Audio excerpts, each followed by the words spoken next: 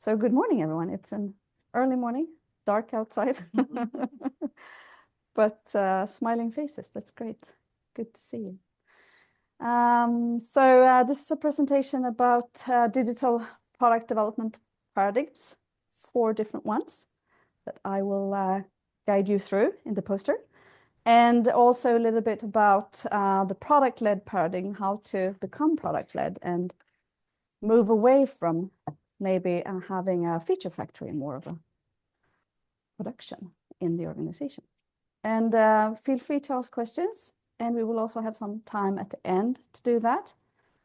And we will also look into an evaluation of the organization that we will share with you at the end, that maybe you can do a little bit together in groups or so if you stay after the presentation. Good. So we start with looking at what does success look like in your company. So we have all the requirements in the plan and we can rely on no changes being made. Is that what success would look like? Or is it we deliver on time with high quality software?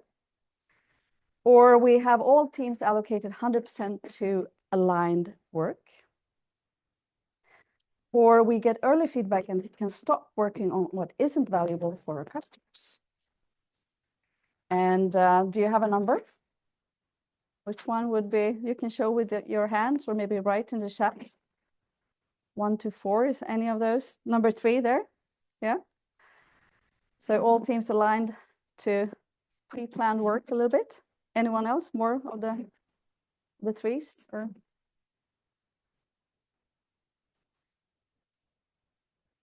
maybe something in between.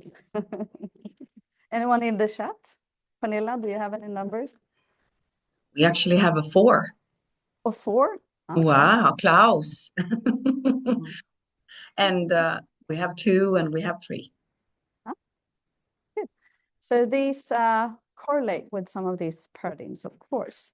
So in the 70s, it was very popular to plan a lot and to execute on that plan, handing over to the next people in line to be able to deliver something.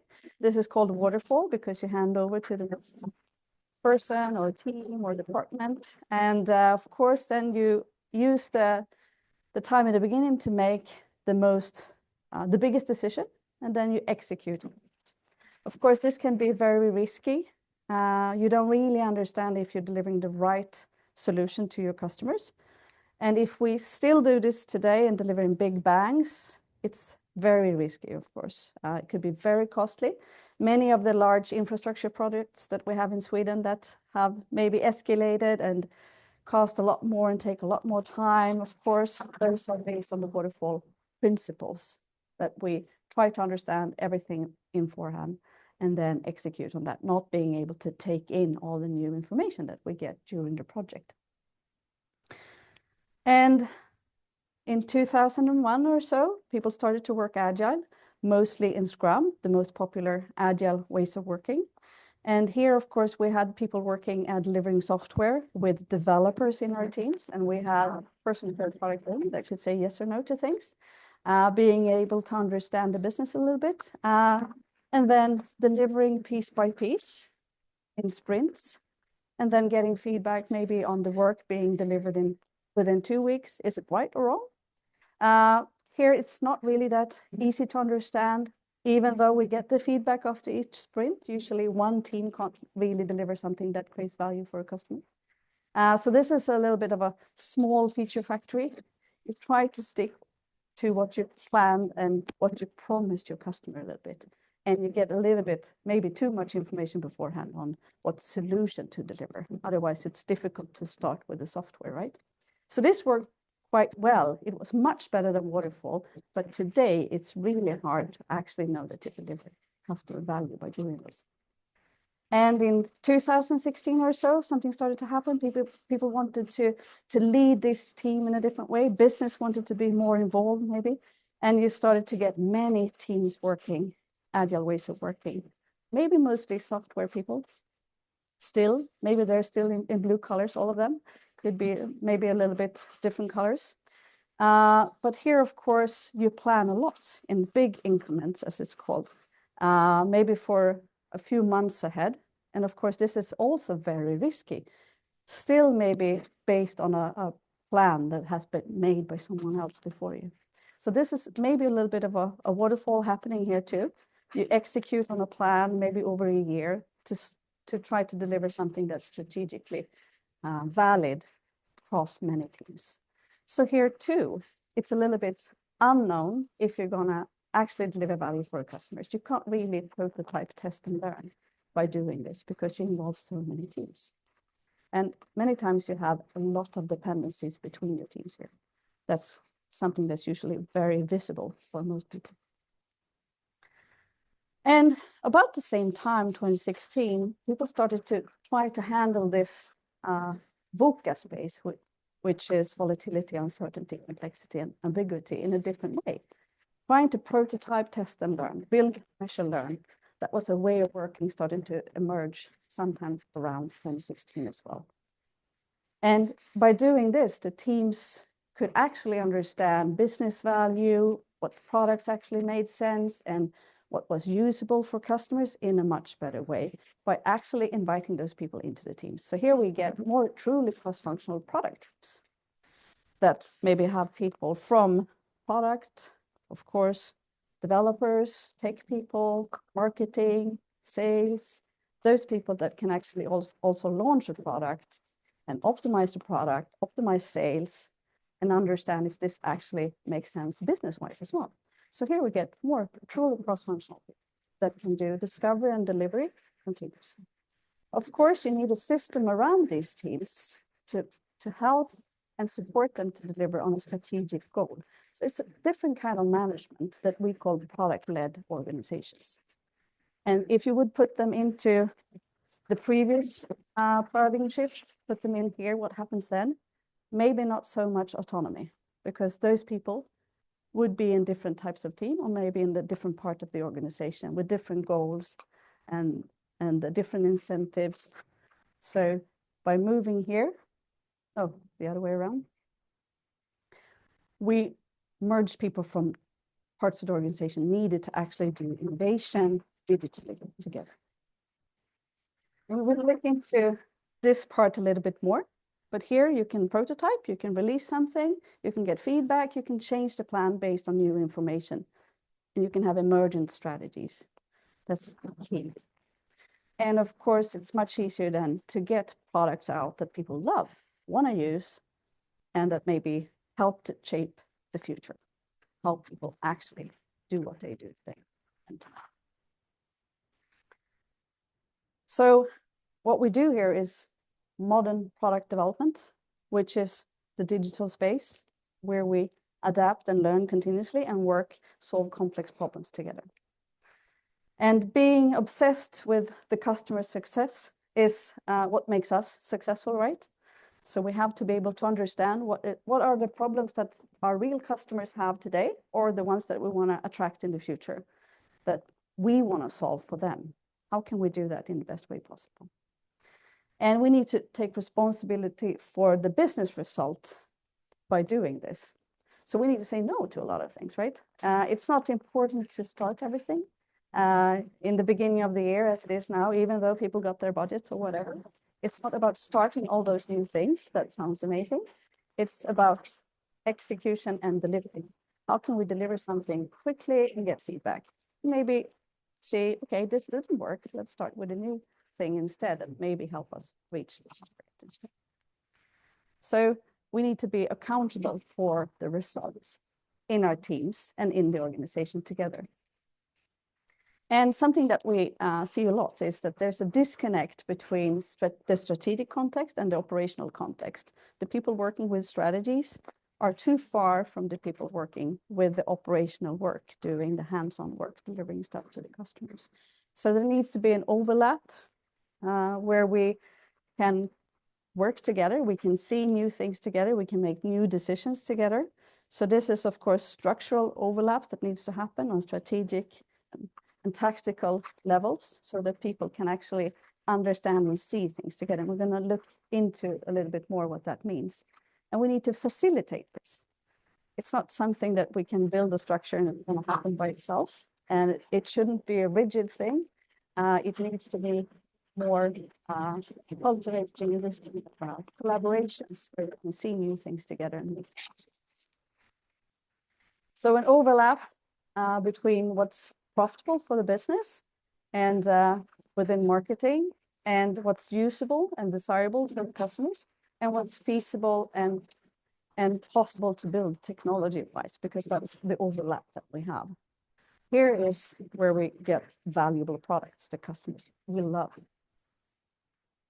And finding those opportunities that enables us to work with product growth, where we can build in feedback loops within our products that actually can help us build market shares instead of spending money in the old way doing marketing and trying to reach everyone. So we reach those people through the product with the people actually using and loving the product. That's product growth. And this is a shift going on across all digital businesses today, and also maybe all business wanting to do this as well. Then you need to have the overlap. You need to have hypothesis-based product development to be able to do that and bring those people into the teams. Otherwise, you get too slow, right? And many organizations wanting to become product-led start to work maybe with more OKRs or those kind of strategic frameworks where we help more teams maybe align on something that we want to happen, but also creating North Stars, which is across the organization. This is the business that we're in. This is the game we're playing. These are the key metrics that are interesting for us. That helps all teams to make smarter decisions and understand, should we do this, should we do that, without having written down the actual strategy to do so. Then you can have emergent strategies that comes from the teams that test and learn new things all the time, because you build so much knowledge in these type of teams. They really understand customers, they really understand the business, and they can continuously make really good decisions. And of course, creating missions for teams and giving them mandate makes them strategically viable, and you can shift the strategy and give teams new missions. And having mandates to make those decisions will make them faster. Many organizations shifting towards becoming product-led and customer-centric, they have troubles with this because teams fall in love with the mission. And then the organization just grows and grows and grows, and nobody wants to kill those missions. That's because there's no strategy framework. There's no way to continuously adapt the strategy and give new missions to teams and have the emergent strategies coming from the teams. Then you get new silos with teams, and then don't want to hand over their mission to someone else, or they don't want to kill that part of the product, because you need to continuously also remove parts of the product or remove products entirely. Otherwise, the organization just grows and grows, and that's very costly. And usually you don't really look then on the revenue, what these teams actually bring. And is it viable to continue to do something year after year without creating a revenue on that part of the product? Maybe not. So that's usually the next step for many organizations, to start doing it strategically. And becoming product-led means that you have this overall thinking in the organization about the customer. What happens with the customer if we do this or that? If we organize in this way, what will happen then? Can we actually understand the customer and think about the customer in a good way? So this is a mindset that you have then across the organization if you want to be product-led. And who would you say succeeds the best doing this? I have a few things here.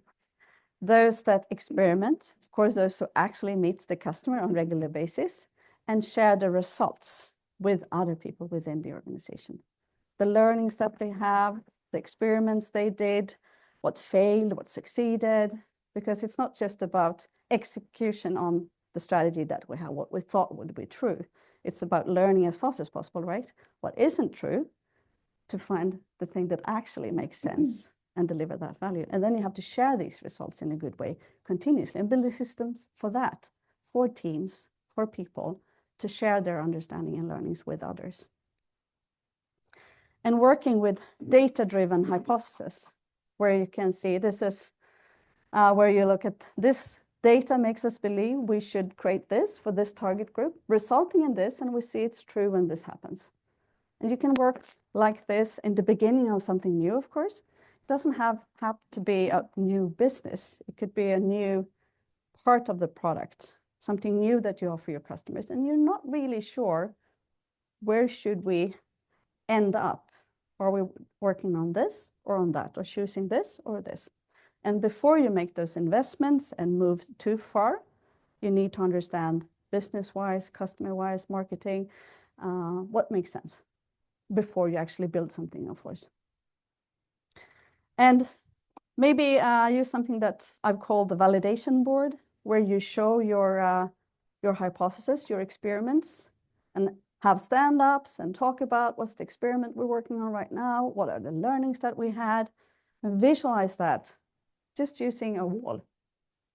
Usually we are so tangled up into technical support systems for capturing data, for keeping our backlog or our plans.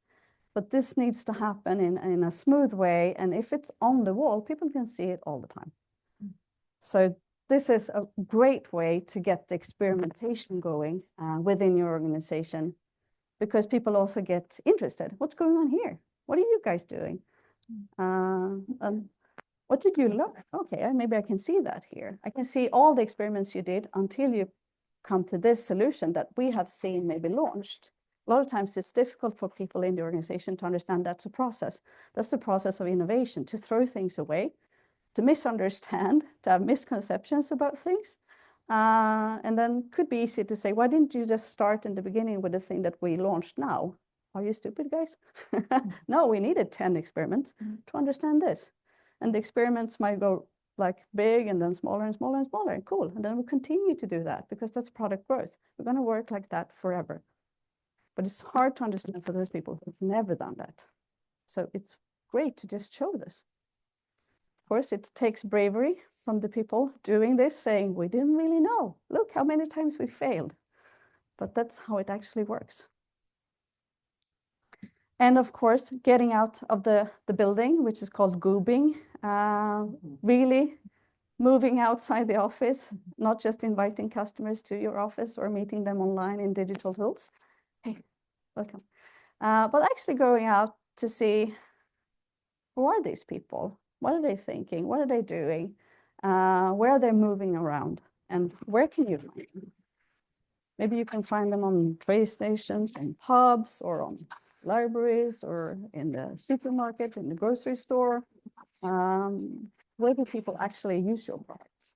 Go there and try to find them. And early on, see who they are and what they do and what would they expect, what they prefer. And of course, you can start testing your real product, which is more structured. But in the beginnings of your explorations, you need to really go out there and validate those risky assumptions early. This is a prototype, a mock-up on one of the ideas that was in the hypothesis-based board in the beginning. An idea that we could sell soccer games and people would want to watch them and then maybe promote their team and give them support and sponsorship for a year. So we tried that on just a paper and just by actually, I think this guy sitting on the left here, he's looking at that offer and giving feedback and talking about his favorite team and, you know, would he like to do that? And, you know, the level of commitment and pricing, those kind of things, understanding that early on. And of course, those who collaborate, because collaborations really is key. It's not a one man or woman job, and it's not one function to do that. Maybe not even an innovation team, because if you involve the people who actually are supposed to deliver this, it's much easier to come up with good ideas and then keep on building on those ideas. So having this collaboration across the organization, where maybe facilitators are needed, maybe we need growth facilitators or facilitators of how to create a strategy emergently. So we might need those experts to help people to do this work, but we need to have them involved and collaborate, even though it's unsure if this is actually going to be something we launch. So maybe moving away from the different structures and departments that we have that are set up just to deliver what we already know that we're doing in our business. Then we need to be able to also work on things that are new. We don't know if it's going to land on that department or this department or a totally new department. But we need to involve people who are needed to actually develop and build and sell and market this. I'm just going to get some water. So the paradigm shift and the system shifts that needs to happen. We work with this that we call the stair of change, which is the actual change that needs to happen within people and within the organization. And at the top, we could see the organization is adapting quickly to meet new customer needs. Up here, we can be really adaptive. And down here, we start with a willingness to change. That's the first step. Understanding the current state and the shared view of current state, and then creating a shared vision. Does it say willingness to change down there? I think so. And you don't create a willingness to change if you don't understand why. And if I'm not invited to also be part of this, maybe I'm going to say, oh, it's just up to you. You can do the changes. And that doesn't really work in these kind of structural changes. We have to involve people because we're going to change their way of working. Maybe we want them to think in a different way. We want them to participate, not just in the actual tasks and the work, but also the change that's going to happen continuously. And then we can make structural changes with maybe the missions and new ways of working, where maybe we can collaborate on the new things that are going to happen, or the products and the customers that we already have focus on.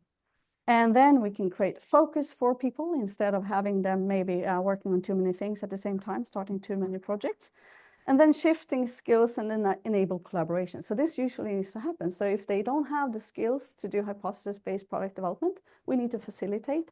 We need to train those people. We need to give them the support needed to start doing that instead. And it's a big shift to work within your capability. If I, as a designer previously, worked only with designers, I can do only that job. I can't really develop a product. Here we want people to work and develop products. Do all these things. To shift the skills to start to deliver something that actually creates value. So this is a shift that many organizations needs to go through. And as you see, leadership is all the way through here. So having the shift within leadership is also important, of course, where we help others to do this job in the best way possible and remove these hinders and work with change management. And then we can shift the organizational structures and remove impediments and create a new culture, because then we create new possibility for new type of behaviors that we can also support with incentives. And then we can expand and optimize. It's impossible to do that otherwise if we don't have the incentives in place to say that those things that you're doing right now, the collaboration, the innovation, throwing away old bad ideas, those are the actual behaviors that we would like to see. Ha det så bra. Huh? Puss, puss. Someone with the sound on? Is it Pernilla? Okay. I think we're going to move on.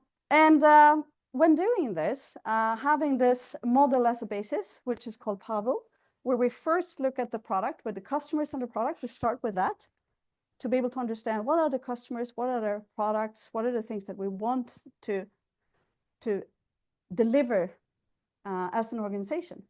And then we can look at the architecture. So what's the plan to do this a little bit, high level? How can we enable this within our organization? And then organize around this and create ways of working. What are the ways of working that help us do this? And then organize and manage this in a different way. So by doing this, starting with the customers and the products, we focus on what we want to do, and we organize around that accordingly, and then continuously adapt.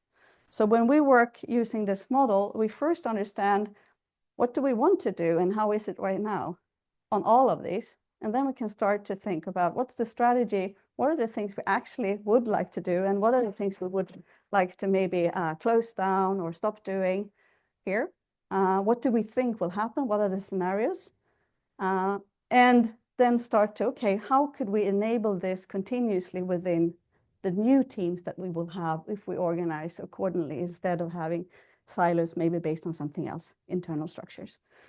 And then we can find, okay, we want to have maybe a modular architecture which enables teams to be more autonomous. That's something different. And then continuously you can adapt those because you set new thinking around how we would like it to work. And then continuously adapting the ways of working with maybe speeding up, making sure that we have shorter feedback loops, time to market, and those kind of things. And then continuously adapt the organization based on new customer needs, new products, that we can be more emergent in how we actually organize as well. And then management being a support structure for people doing the work that is important for the customers that we have chosen. So this is a great model that can be used to understand and continuously adapt the organization. Most change initiatives, I'm not sure if you've been in any of those, start with just, all right, let's reorganize. Based on what? A new idea that comes from, I don't know who, telling us these are the strategies, the wins that we should have within the organization, okay? The must-win battles, I've seen those many times, which are just hypotheses. We don't really know if those are true. And we don't understand what we want to do, who are supposed to be involved in doing that. So usually it's mostly a change on paper. It's usually changes on roles and maybe a little bit who reports to who on paper in boxes, but not much really happening that creates value for the customers.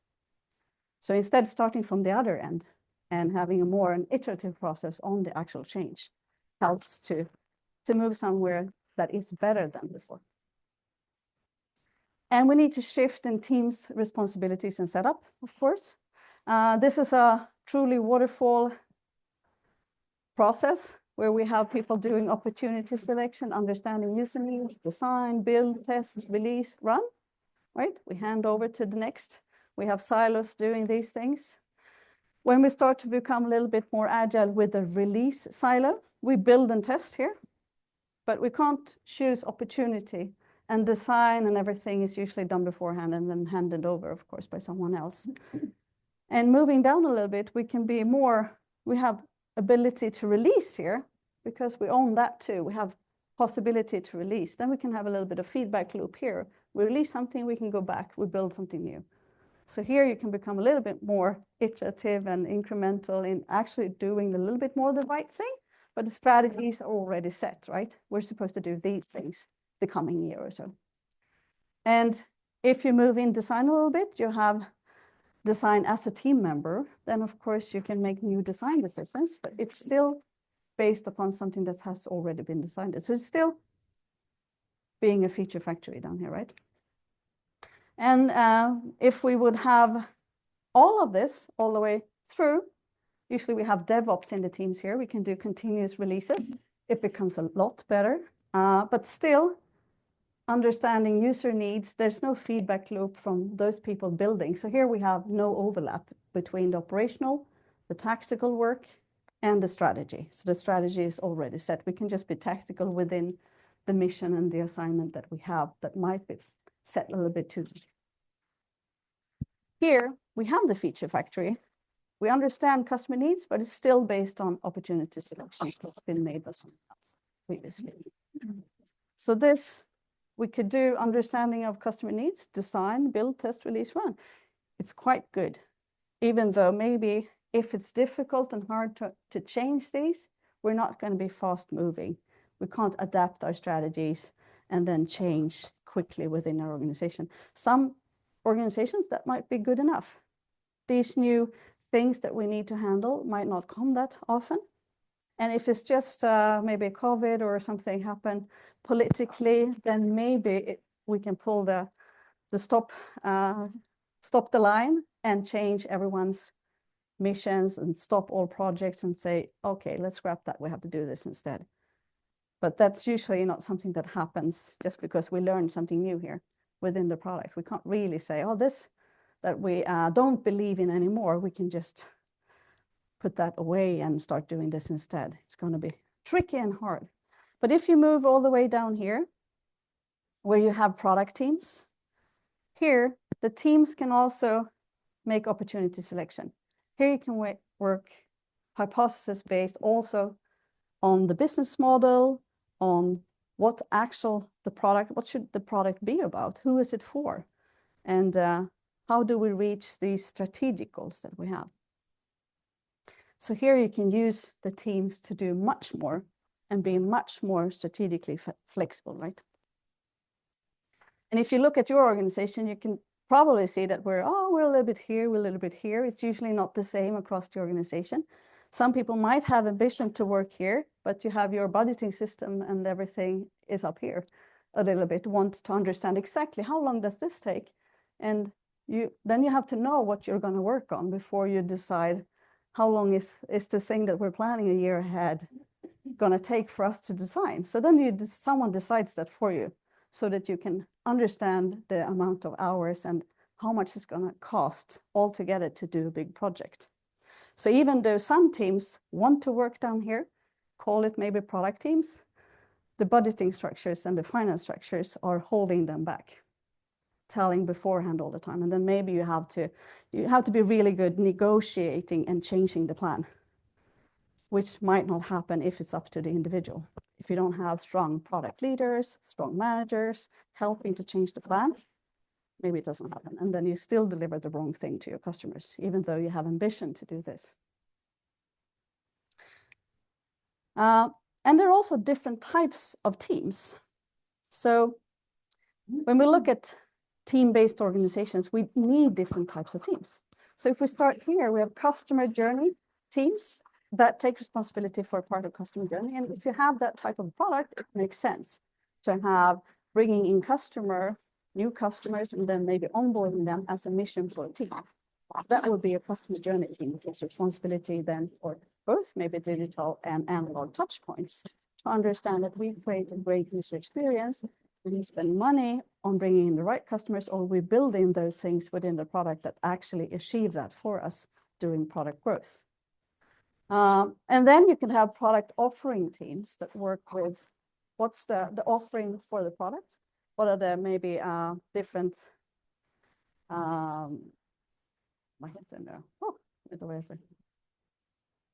if we do a lot of marketing, we want to have maybe sale offers. And sometimes if you never remove those, get a bloated product offering, which makes it really tricky then to come up with new ideas how to market the product. So some teams usually needs to take responsibility over actually having a good product offering strategy and being able to execute on that in different systems so that it actually works. So you can be smart and fast there too. And then platform teams are usually helpful that automate, create services for other teams working and developing, that increases the speed of all teams in the organization and helps to make sure that maybe we are aligned on the different things, that we keep maybe safety, redundancy, those kind of things always where we want to be. And sometimes we need service teams that also build capabilities within the other teams. So it might be in many organizations, we have too few designers. That's a typical thing. And then we say, oh, we can't have product team because we only have 4 designers and it's going to be 15 teams. Well, maybe then we need to have a service team that's a design ops team that create capabilities for the other team, which is the same. We build systems, we must enable them to automate some design or testing that helps design work. And maybe do trainings, do mentoring within teams to build capabilities so they can do maybe 50% of the design work based on the frameworks that we have decided on that works, and take responsibility over that. And then once it's up and running, we move back to the product teams and maybe as across a guild or something across many teams take responsibility for continuously adapting that. Then we create that ability across teams and we can have product teams working well because all of these are product teams, even though they're different types of teams. And then moving on over here, cross-functional leadership teams are usually needed because we need to have shared goals. We need to collaborate across the organization. We need to adapt the organization continuously. So cross-functional leadership team actually works together to support the organization and those teams, have a shared strategy, shared agenda, shared goals. A lot of times, IT managers, marketing, sales, they have different goals, different incentives that clashes. And they will prioritize their goals, their incentives over collaboration. So that's the first shift that needs to happen to enable a product-led organization. Move those managers together and create shared goal for them to collaborate around. Otherwise, they will never support each other to be able to deliver strategic deliveries, which is what you want to have. And then component teams. And component teams is what most organizations are based on. This is where we have the blue people working in Scrum or so.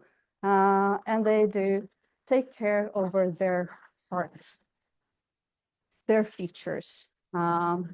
So if we have organizations with component teams, we have great architecture maybe for those who are green and those who are red, and product managers, they if they take something new strategically that they want to do, they have to create smaller parts for each team. What's the blue parts, the green parts? Of course, the plan has to be pre-planned. You can't do process-based work, change the plan based on this, because you have to give them, this is what we want you to do. And no one has an understanding over how this actually works for a customer. So the customer experience is usually broken in between things. You can usually see that when you start using a product. This doesn't work together. They're saying different things. It's not helping me to do the tasks that this product is for, because no one has actually looked on the customer journey, the customer experience, and then just try to deliver scenarios, because you can't do that here. That's how you deliver product, but it's impossible. So most organizations that we see, they have these type of teams. Then you can't just relabel them and say, oh, do product management in a modern way, and we call you product teams. It's not going to happen. They don't deliver a blue or green or red product. All of these colors needs to be part of a digital product.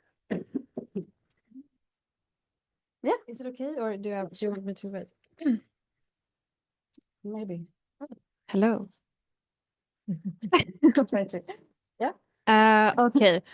So from my experience, it maybe touches upon where we are right now. I think so. But from my experience, in larger organizations, when they have wanted to become more of a learning organizations and work more from customer needs, say it's a large organization with very divided large business units. Say an energy company have very divided business units. You have elnät and fjärrvärmen, elhandel, very separate. But they want to become more innovative, or government, myndighet. And what they create is like a small horizontal team that are picked from each to sort of test and work from what the customer needs. And I think the problem has always been that whatever they do, you can't sort of connect it to what happens in the organization in total. Or another risk is that say that they own they this. Don't have the capability to deliver something to no, because it's not. Yes, and also another risk has been that, say, there is a team within a business unit that is very innovative and agile, and they can work. They feel like this horizontal team owns that process. So I'm just curious to hear your thoughts on this, because I believe a lot of organizations think this is the easiest, most cheapest way to sort of come somewhere, but it doesn't deliver. It doesn't deliver, and people, and the problem is that no one is. You don't see any results. You don't think it's worth investing more in. Yeah. Exactly. Yeah. So if you do that, probably it's a pilot thing, or we're trying to see what's going to happen, but they don't have the resources to actually deliver something. No. Yeah. So you have to connect them so that they can actually collaborate with those needed to build something and release something. And you can't do that because those people are already occupied with something that's planned previously and connected to the goals of those managers, IT managers, or business units, like you said.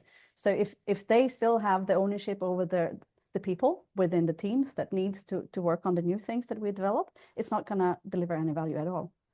It's frustrating. Yeah.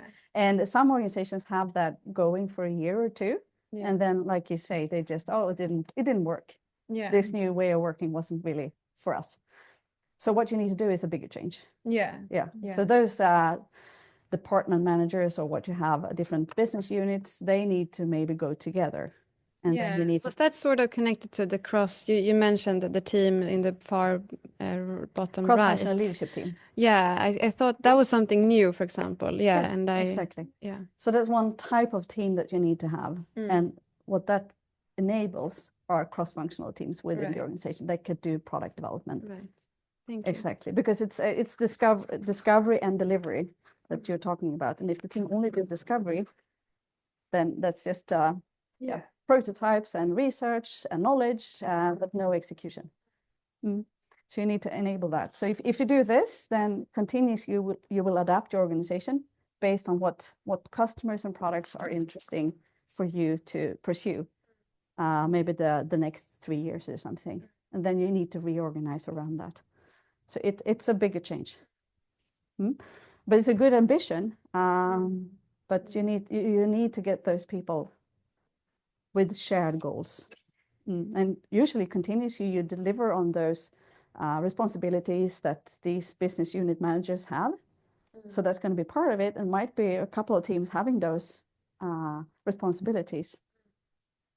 But it removes a lot of the bureaucracy usually, and maybe planning processes that you have, and maybe need for a stricter budget process.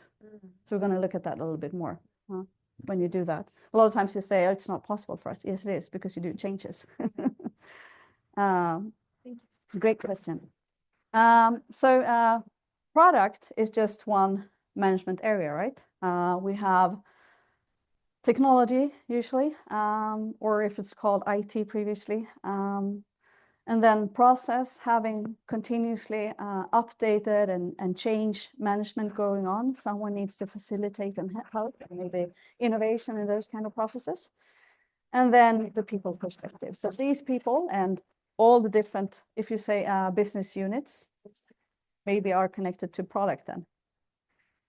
They could also work, sometimes you collaborate with those, but you have really good senior product leaders here. Sometimes it's not the actual product managers that you have already, or business unit managers. Maybe they are not product people. You need to train people to become that. So sometimes you need maybe a product coach or something to help to support, or you have several chief product owners here taking responsibility. So it might not be one person. It might be that they work together and support the organization. And then having this actual collaboration cross-functionally within the leadership team, not just having their functions doing reporting together, because that's usually what's happening in most leadership teams today. That's not what we do. We actually crunch and work and do things together and shift the organization step by step continuously. So that's also maybe a big shift that needs to happen in the calendars of people, and that takes time. Before those maybe ways of working that they've had for years start to shift to actual collaboration within leadership. And then visualizing what's going on. Mia, now that you're talking about management, is it okay to have a reflection from someone online as well? Of course. Okay, because Klaus, I think that you had a very interesting reflection regarding, input management versus the different divisions in the organization and so forth. So if you want to, you can share your reflection now. Yeah. Sorry. Thank you. I've just recently shifted jobs, but anyway, in my previous company, we weren't very big. We had like 2 development teams, and we were acting as if we had 10 development teams, right? So from the business part, the strategic. So the C-level were very opportunistic, and they're like, "Oh, this is interesting. We need to do that." And I'm like, "Okay, but we have this muscle, right? And the glass is fully filled. So what are we not doing, right? Well, we can also finish this, and if we just push in a little more." And we were really trying to do this, iteratively and incremental. But I just my reflection isn't as much. It's just like. And you just went through that really well, that the C-level really needs to have the same perspective. And also as a company, being opportunistic is fine, but you really need to set a strategy and figure out how does this feature actually help us reach the strategy, and say no when things aren't actually aligning with that. Also related to the muscle we have to develop, because you'll just get overwhelmed, and then, as you just said, we're just a feature factory because we're like 80% done, 70% done, 10%, and then too much going on and nothing really gets out, right? So I don't know if that's it's more like a reflection on what you just said. I just wanna confirm your inputs as to my own experience, at least, that this is the hard part. So Yeah, it is. And if everyone in the organization on C-level are responsible for coming up with what to do the next year to create a budget, that's what's going to happen. They're going to start to think about all the wonderful things that could happen, but you don't really connect that to how much capacity you have development-wise in your organization. So you need to visualize, maybe on this board, the capacity that you have in the organization. What are the strategic goals that we're working on? What's the actual maybe KPIs that the teams have responsibility for, and what is going on marketing with our market shares, user experience. Then we can make smarter decisions together. So you would maybe start to visualize these kind of things and then collect those C-level people here and start to understand together what's going on. Because you need to move away from doing the pre-thinking, the analyzing beforehand too much and too many details, to actually understanding right now what's going on. Here you can make a decision. Yes, we should stop doing that. That's someone else came up with the idea. Maybe think about doing this instead. Yeah, good idea. But if it's connected to their salary, their incentives, and their budgeting, and that's too slow cycle, then these changes will be really tricky to do, because they will lose face and all those things going on. And it's hard, even though if you're a small organization, I know. So it's a big shift. I think that the biggest, sorry, just a quick, so the thing we should have done much more was like figuring out how does our company fit into this world, because we wanted to do a lot of things. And then, what's our customer segment and how are we going to be successful there, and say no to all the things around, and say no to maybe big clients who really wants a very specific things, but it's only relevant for them and not the full. So there's a lot of things, a lot of discussions we should have had. It's not as much product, it's much more on the, how do we fit into this. So anyway, thank you so much. Yeah, thank you. And if you have those ideas of, you don't really know what your purpose with the organization is, the North Star is usually my thinking. If we create a North Star, it's much easier to understand for all of us together. Why are we here? What's the business that we're in? And what are the key KPIs driving our product, our services? Then it's much easier to ditch those ideas that maybe aren't helpful doing that. That's someone else's business. Let's leave it like that. And visualizing all these things is the way to create the overlap for us from different parts of the organization, and also strategically helping to create tactical enablement in the organization, because teams can't be tactical and smart if they don't see the strategy, and the strategy needs to adapt. And that's super tricky for most organizations to do, because it's a lot of information, a lot of things going on. You need to understand, what do we need to see to make better decisions? So you need to visualize that. This is an example of what you could visualize. And as I showed before, you have one part which is more of the people and process side.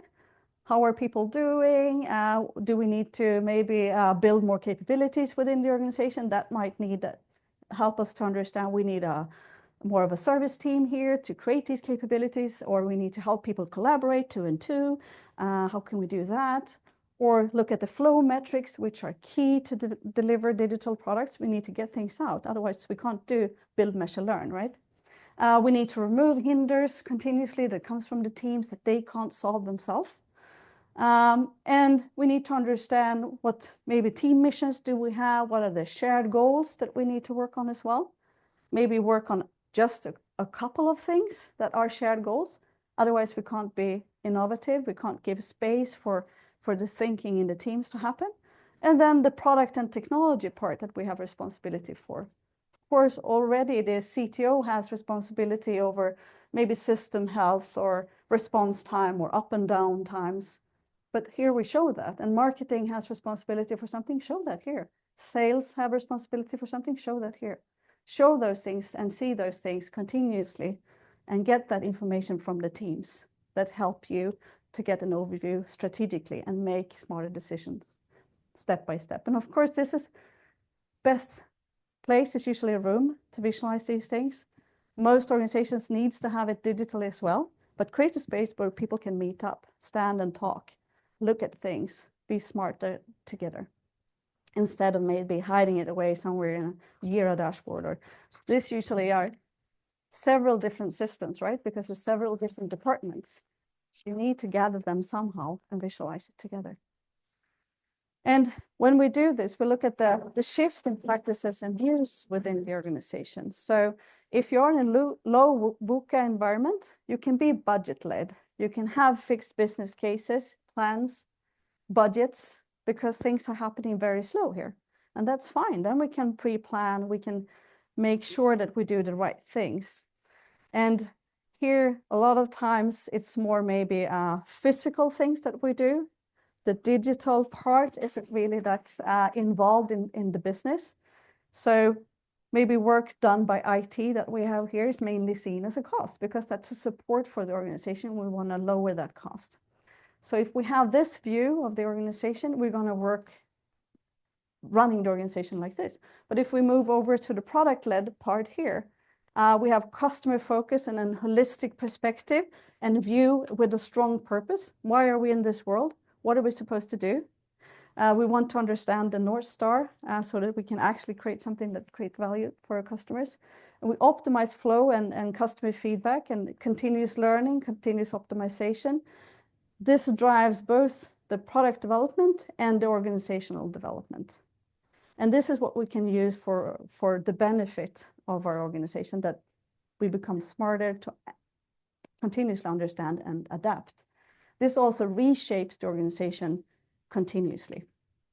And by doing this, we help most digital and analog touchpoints to collaborate, maybe hardware, software to collaborate in a better way, because we remove that financial structure around the people doing innovation and help them to come up with new things and support that along the way, not just at the start, not just as an innovation project, not just as an R&D work or project, but actually all the way through out to the customers. And that usually takes a while, not just in the digital space, it takes a while also within hardware. And you need to finance that all the way through, not just at the start, which is usually the problem. If you're stuck here financially in your views and your practices, then it's difficult to actually find new products, because you only invest in part of that work, which is the discovery work. And then you never invest in actually going to the market and getting feedback and see, can we take market shares and do this for real? So this is usually what's going on if you have an R&D department, then you don't finance the actual launch of the product. Then you can only invest in things that are safe, that you can understand, that we've already done before, because we need the budgets. We see everything else as a cost.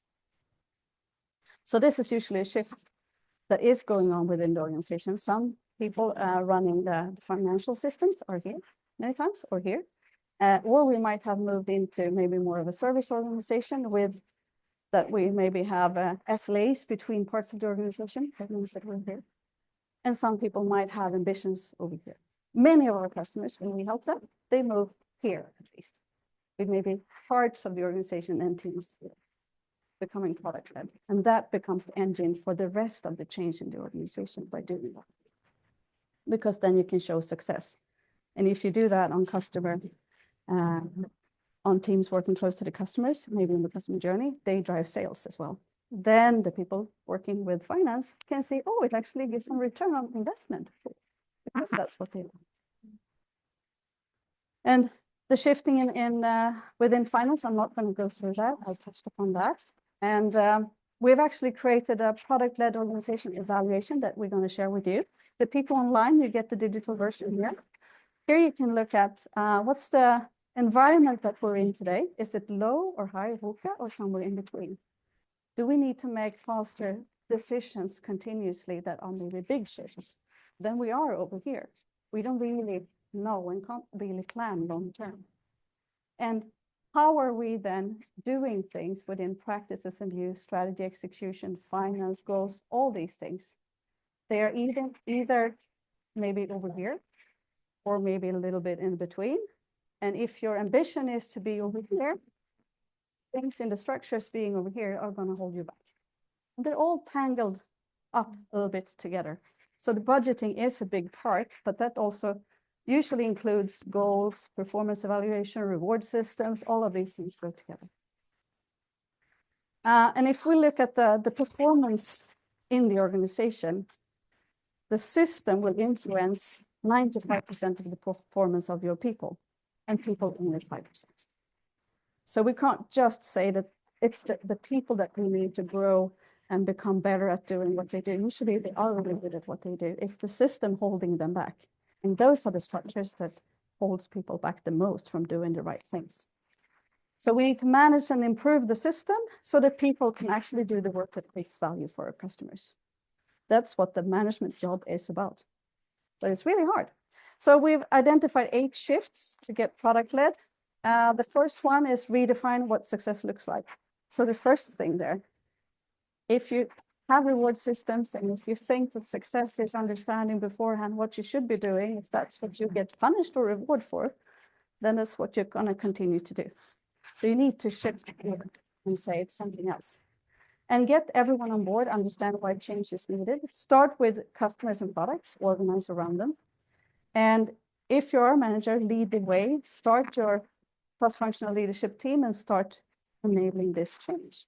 And do the big shifts that are needed. Otherwise, you will stay in your little bubble and you will not become product-led. You will become a little bit better within your bubble, but you need to reach out to the other managers and presidents. And use agile product management. This is where you get hypothesis-based continuous delivery and an understanding of what customers need. And of course, you need to get your CEO and your board on board, and maybe the owners too. The owners are usually the ones asking questions in connection to number 1, what success looks like, right? And remember, this takes time. So you need patience, you need early successes, and you need people's engagement, involvement in this. And don't overanalyze, don't get paralyzed by all the different options and ideas of what to do. And there is no blueprint on exactly how your organization is going to look. But there are great thinking around practices and these structures, how they can enable you to become more product-led. If you want to get there faster, of course, we like to help. That's what we do. To build product-led organizations and systems that support these kind of teams. And do that in bigger leaps, but also step by step. And we've designed a workshop series of 11 workshops that we can help you to run over 6 months. Of course, we get to do a lot of things more outside of those workshops, but that creates an understanding around how it is right now, using the PAVO model or the BAPO model, PAVO, where we can involve executives, managers, and employees to understand and use design thinking to actually understand the current state and design new things together and do the change. So, questions? I'm a little bit over time, but. I had a question. Sorry, I didn't find my hand raised thing. If you could go back to your slide about the 8 shifts. Yeah. And thanks a lot for a really good webinar. I'm connecting online from Switzerland. So redefine what success looks like. I think this one for me is the most abstract. So let's say we are, I think it was at number 3 in our organization. I think somebody else also was around 3. And we're just basically resource optimizing. And you want to move into something else. Like what would be like a nice next step redefinition of success? Because I think this is to be able to make a jump that is small enough to bring about the momentum. You know what I mean? Because I think the normal thing that happens is that you want to end up in, in the far end to the right where everything happens and it's great. and you forget that you have to take it step by step. So I just wanted to have like some other examples of how could success be defined if you're in such a state that you need to shift mindset. Does that make sense? Yeah, absolutely. And if you said on the number 3 there, where you want everyone to be maybe 100%. aligned with Yeah. pre-allocated work, Yes. resource optimizing. Yes. Then you want to move into flow optimization, which is the opposite, which means you continuously deliver something to your customers. And to be Right. able to do that, you might have to look at what are the things we need to do to be able to be more autonomous and continuously deliver something. And push less things into the organization. So if you are being pushed things to do within your teams, then you need to move towards having pull-based systems. So there are some system shifts that needs to happen. And then not being 100% occupied is a little bit more of the success state. Yeah. Actually, I think and then they can start to deliver something to the customers and get feedback and be able to change the plan. Yeah. And sometimes you need to then move maybe more product or business people closer to the team. So you need to do a couple of things. Maybe find a business area where you can be more autonomous and start doing the shift there. Yeah. No, But this was moving from resource optimization to flow. That's the state that you need to shift. very nice. Thanks a lot. Yeah, you're welcome. It's not an easy thing to do, but it's a mindset shift, but it's also incentives and those kinds of things usually connected to that. So if you visualize current state, you will have incentives connected to being fully occupied or being that I actually deliver on those projects to this year, then I'm not going to be willing to work on something else. Then some of those things need to change for those people involved in this experiment. Because those are the things. So if you would do this assessment, you would then talk about these things. And we can help you do the assessment to see what your current state is on these things that actually helps or maybe hinders you from becoming more product-led or flow-oriented. Then you see those are the shifts that needs to happen, because otherwise it's impossible for people to do this and feel good. Any questions in the room? More than what we had? Or do you want to look at the assessment? We're going to hand it out. And of course, you can stay and you can look at it and maybe talk together and see a couple of those things. There's more information on each of these areas in the paper. And if you online also are interested, we can set up a little meeting and go through that. We're not going to send out a digital version. And this is the first version that we've done of this. So if you find any mishaps in the text, you can let us know. But this is something that we've used over the years in different types of formats. And we think that this is a good way to get the people across the organization aligned and understand this together. So if you are the front runners of something, you want to have something that helps other people to join you and see these things together. And maybe you can use this presentation to have a shared understanding. You can join here, you can ask us, or you can maybe see the video. And then you can create the evaluation. So thank you very much.